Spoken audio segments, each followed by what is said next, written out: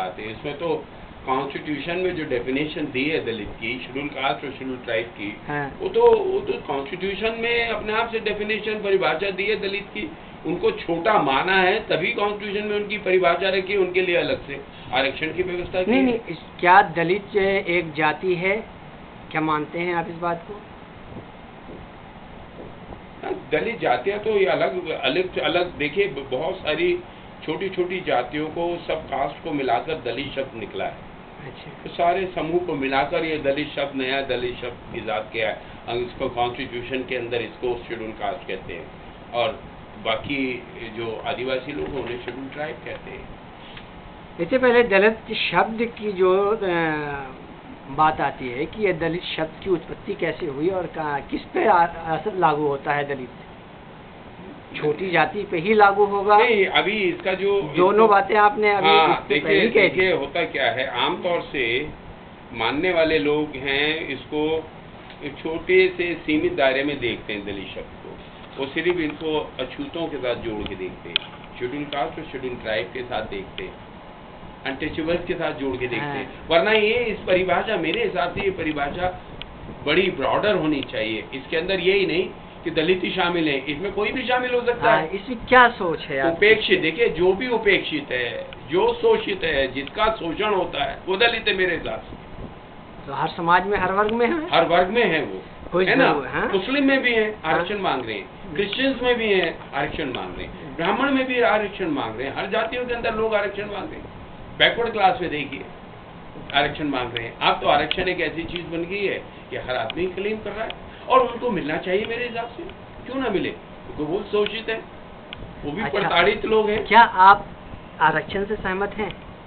आरक्षण मिलना चाहिए? नहीं, जो स्थिति आरक्षण की अब तक है। और आरक्षण से अगर सहमत हैं आप, मैं आरक्षण से देखिए जो किस आधार पर आरक्षण लोगों को मिलना चाहिए? जो आरक्षण वर्तमान स्थिति में जिस तरह से आरक्षण दिया जा रहा है, मैं उससे बिल्कुल इत्तेफाक नहीं करता। आप जानते हैं मैं उसके खिलाफ आंदोलन कर रहा हूँ कि आरक्षण सिर्फ जरूरतमंद लोगों को दिया जाना चाहिए, ये नहीं कि जो संपन्न हो गए उन्हें भी आरक्षण दिया जाए। तो जाति के आधार पे आज आरक्षण मांगा जा रहा है, क्या आप उसको दो आधार, देखिए दो पिछड़ापन सामाजिक और आर्थिक पिछड़ापन तो आधार है ही है आरक्षण देने का। आप चाहो तो इसे जाति के आधार पे दे सकते हो, और वरना इसको सिर्फ सामाजिक और आर्थिक पिछड़ापन का आधार भी बनाया जा सकता है। दोनों बात है।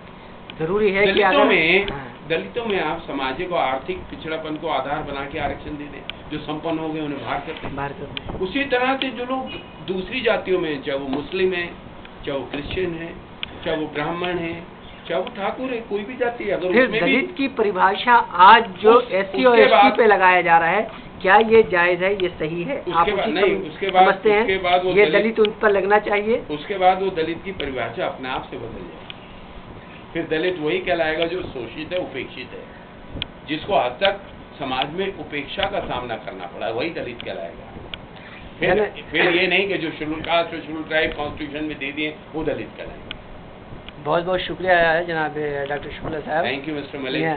आपने आज दलित की जो परिभाषा दी है, इससे ये है कि समाज के अंदर में अगर इस बात को सही तरीके से जानकारी हो जाए तो SC ST कहने वाले लोग भी अपने आप को अपेक्षित न समझेंगे, और वो दलित की परिभाषा को समझते हुए नहीं, आज के परिप्रेक्ष्य में तो अब आपको इसी तरह से समझना पड़ेगा, वरना ये सिलसिला तो कभी खत्म होने वाला नहीं। इसलिए कि छोटी जाति में भी आज जो अपने आप को छोटी जाति कहते हैं, उनमें बहुत संपन्न लोग हैं, वो बहुत संपन्न लोग हैं। रामविलास पासवान एक मिसाल के तौर पे, रामविलास पासवान है, रामचंद्र पासवान, मायावती हैं, अठावले हैं, बहुत से मीरा कुमार हैं, शैलजा हैं, ढेर बहुत से लोग हैं, संपन्न लोग हैं, और वो भी आज आरक्षण के जाति आधार पर आरक्षण हैं, IPS हैं, जज हैं। तो ये है कि दलित में अगर ये माना जाए कि उपेक्षित और शोषित